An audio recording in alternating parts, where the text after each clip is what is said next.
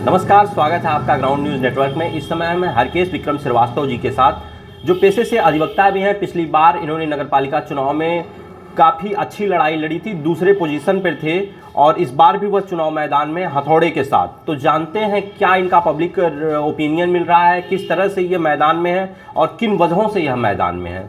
बहुत बहुत स्वागत है सर आपका। जी बहुत बहुत धन्यवाद आप सभी को। सर, हम जानना चाहेंगे, आप सामाजिक संगठन चलाते थे BRD, जो कि सभी जानते हैं, आजमगढ़ के लोग, तो किस तरह से राजनीति में आने का, नगरपालिका प्रत्याशी बनने का क्या रहा आपका? राजनीति में वही जाए जो सेवा नीति जानता हो। तो पहले जैसे होता है ना कि हम पहलवान बनने जाएं तो पहले तो मिट्टी लगानी होती है, तमाम दांव पेंच सीखना होता है, जानकारियां लेनी पड़ती है। उसी तरह नगरपालिका का चेयरमैन या कोई भी लोकतंत्र की जो भी प्रतिनिधि का मामला है, उस बारे में जानना, लोगों के बीच उठना बैठना, सोचना समझना। तो हम लोगों को लगा कि ये लोकतंत्र इसलिए गड़बड़ा रहा है कि अपात्र लोग भी टिकट ले आते हैं, पार्टियों को पैसा वैसा देते हैं और टिकट ले आके जाति धर्म और पार्टी की नाते राजनीति करके लोकतंत्र को ख़राब कर रहे हैं। तो हम लोगों ने कोशिश करी कि चलिए एक शुरुआत करते हैं। पिछली बार भी मैंने दावेदारी की 2017 में। नतीजा सबके सामने है, न दारू, न पैसा, न साड़ी, न नोट, न कोई पार्टी, न कोई सिंबल।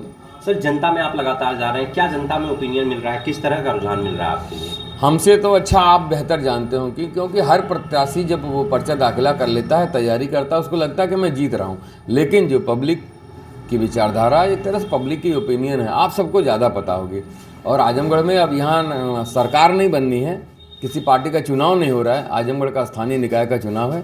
जनता उसको वोट करेगी जो आजमगढ़ में काम करके दिखाया है, कुछ उसने किया है। इसलिए भारत रक्षा दल हरकेश विक्रम को जनता चुनाव निशान हथौड़ा पे वोट करेगी।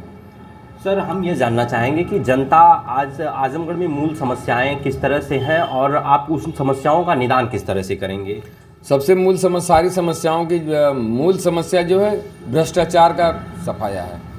सबके पीछे नालियाँ टूट रही हैं, सड़कें गड़बड़ा गई हैं, नालियाँ बन नहीं रही हैं, पट्टियाँ टूट गई हैं और नगर पालिका में लोगों का शोषण होता है। बाप की मृत्यु होती है तो बेटे का नाम दर्ज कराने के लिए वहाँ घूस का रेट तय होता है।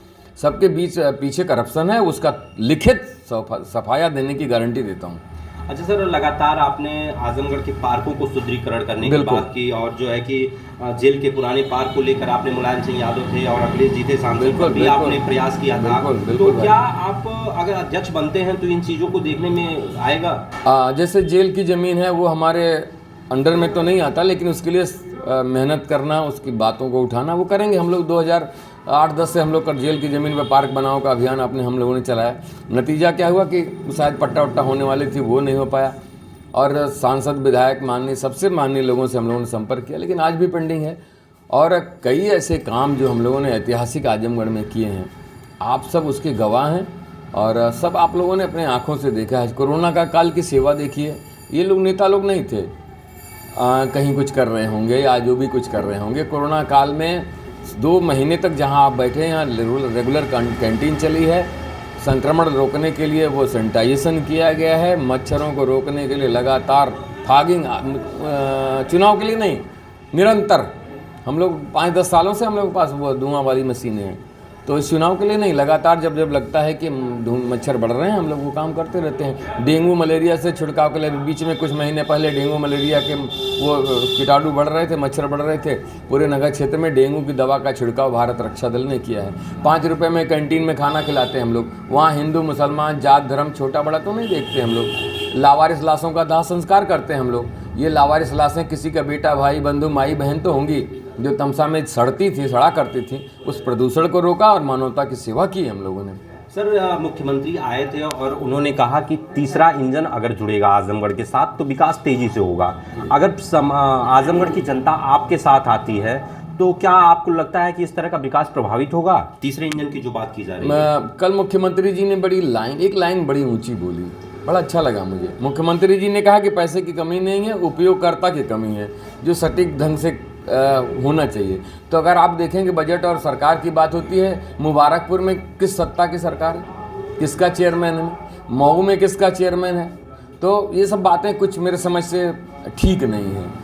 हर नगर पालिका, हर ग्राम पंचायत का बजट अलॉटेड है, यूनियन बजट में, स्टेट बजट में, वो मिलना है उसको। सर आप इस बात से कितने सहमत हैं, सत्ता का विकेंद्रीकरण किया गया था कि जो है कि राजनीतिक दल से नीचे उठ करके अपने क्षेत्र की समस्या, ग्राम प्रधान की समस्या गांव में सुलझाई जाए, और नगर पालिका इसलिए निजात की गई है कि आप निचले स्तर पर विकास करें, तो राजनीतिक पार्टियां इसमें हस्तक्षेप करती हैं, इससे कहाँ तक सहमत हैं आप? मैं तो पूरी तरह असहमत हूँ। जो राजनीतिक पार्टियां, बड़ी बड़ी पार्टियां हैं, उनको ये स्थानीय लोगों पे छोड़ देना चाहिए। ये चुनाव आप पढ़ेंगे, जितने पेपर पढ़ेंगे उस पर लिखा है स्थानीय निकाय चुनाव।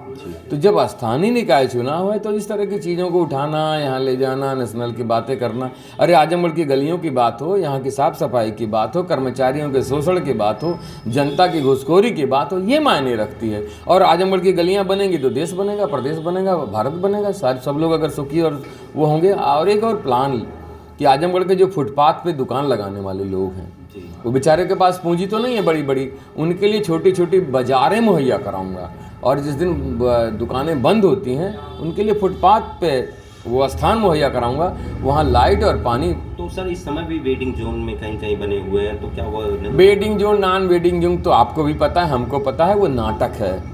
सिर्फ बोर्ड लगा देने से वेडिंग और नॉन वेडिंग नहीं हो जाता, उसके लिए काम करना होता है। और हुआ क्या, नगर पालिका ने तमाम बेचारे ठेला वाले, रिक्शा वाले, खुमचा वाले जो दुकान किनारे करते हैं उनका रजिस्ट्रेशन करती है, पैसा देती है, प्रमाण पत्र देती है, वो बेचारा पैसा देता है, और अतिक्रमण के नाम पे जब चाहे उसको हटा दिया जाता है। और एक और बात, अब उसका रजिस्ट्रेशन हुआ, उसको वहाँ पे दुकानदारी मिली, उसको लोन दिया गया, और उसके बाद उसको हटा दिया गया। अब लोन कहाँ से भरेगा, अपनी रोजी रोटी कहाँ से चलाएगा? इसकी व्यवस्थित और मुकम्मल व्यवस्था की पूरी प्लान लेके बैठा हूँ। आजमगढ़ में सर पार्किंग की सबसे बड़ी समस्या देखने को मिलती है, तो इसका क्या रोड मैप है, कुछ है प्लान? सबसे बड़ा कष्टकारी आजमगढ़ जाम होता है।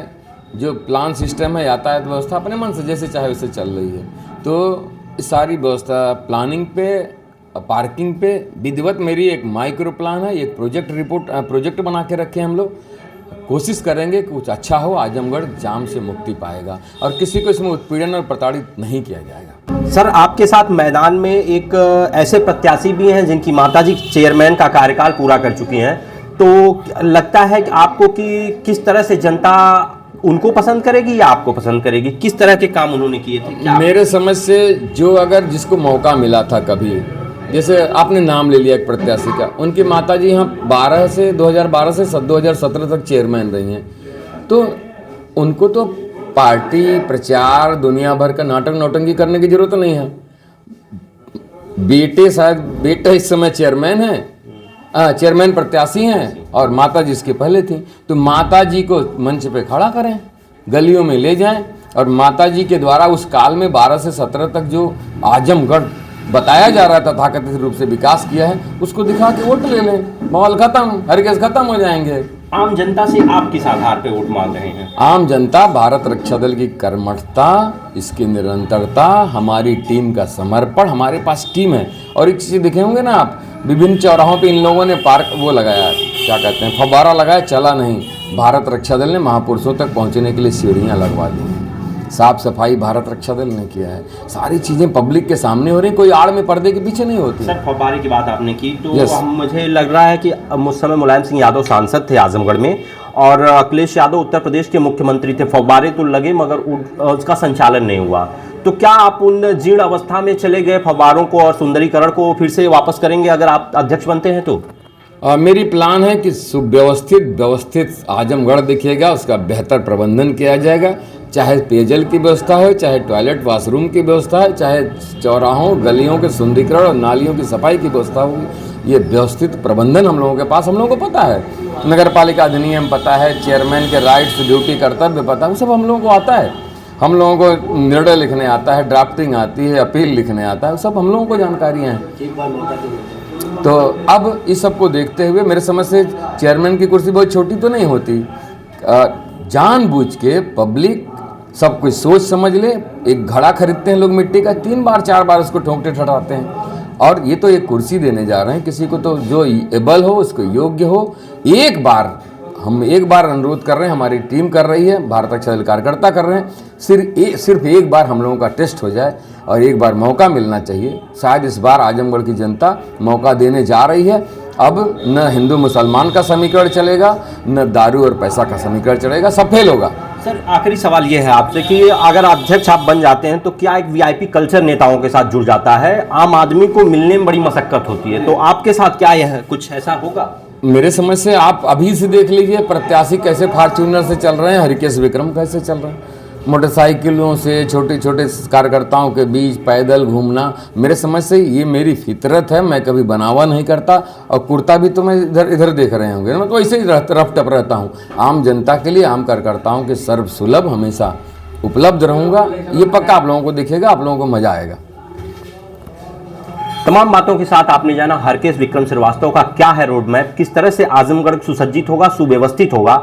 इन्हीं बातों को लेकर हम किसी और प्रत्याशी से मिलते हैं, जानते हैं उनका ओपिनियन। धन्यवाद।